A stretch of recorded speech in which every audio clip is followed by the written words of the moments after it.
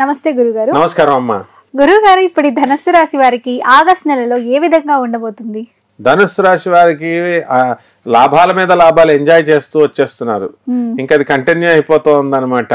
కాబట్టి ధనుస్సు రాశి వారికి బ్రహ్మాండంగా ఉంది. వీళ్ళకి అర్ధాష్టమ రాహు ఒకటే ఏడిపిస్తున్నాడు. కాబట్టి చక్కగా వీళ్ళ సోదరులందరూ కూడా డెవలప్ అయిపోతారు. వృత్తి వ్యాపార ఉద్యోగాల్లో వీళ్ళు డెవలప్ అయిపోతారు. ఇంతవరకు అప్పులు వీళ్ళకి ఎగ్గొట్టేసిన వాళ్ళంతా కూడా ఇదిగో బాబు అని అప్పులు తెచ్చిచ్చేస్తారు. అలాగే వీళ్ళకి కొట్టేసిన అప్పులన్నీ వీళ్ళు వెళ్ళి వాళ్ళకి కట్టేస్తారు. అంత పరస్పరం అంత ట్రాన్స్పరెన్సీ వచ్చేస్తుంది అనమాట.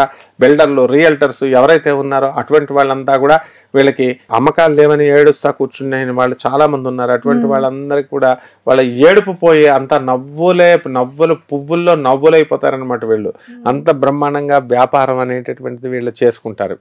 అలాగే ఈ యొక్క ధనుస్సు రాశి విద్యార్థులు మరి ఎక్కువగా చదవాల్సినటువంటి అవసరం ఉంది.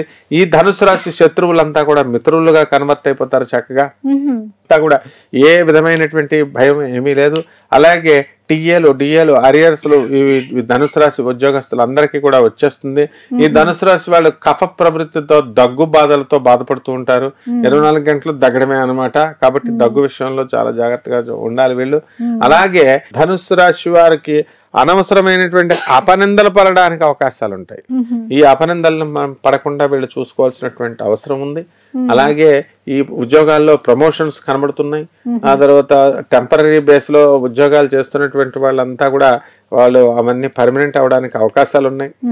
అలాగే భార్యల చేత వీళ్ళు పూజలు ఎక్కువ చేస్తుంటే భార్యల చేత తిట్లు తింటున్నారు. వీళ్ళు ఏమిటి పని చేసుకోకుండా వస్తా 11 అయినా సరే నువ్వు పూజలు చేస్తున్నావు అని చెప్పి. అటువంటి వాళ్ళకి దైవభక్తి తగ్గదు.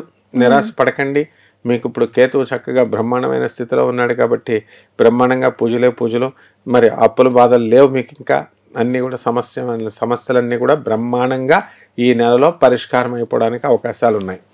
ఇందాక ఆరోగ్య పరిస్థితి దగ్గు అంటున్నారు. ఇలాంటి పరిహారాలు చేసుకుంటే మంచిది గురుగారు?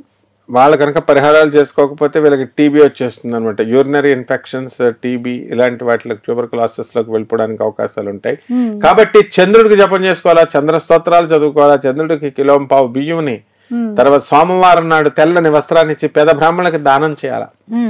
అలాగే చక్కగా ఈ యొక్క దుర్గాదేవికి హోమాన్ని, చండీ సప్తశతితో హోమాన్ని ఇంట్లో జరిపించుకోవాల్సినటువంటి అవసరం ఉంది. ఈ విధంగా చేసినట్లయితే ఈ ధనుసు రాశి వాళ్ళకి తిరిగి ఉండదు, నెంబర్ 1 అయిపోతారు అనమాట.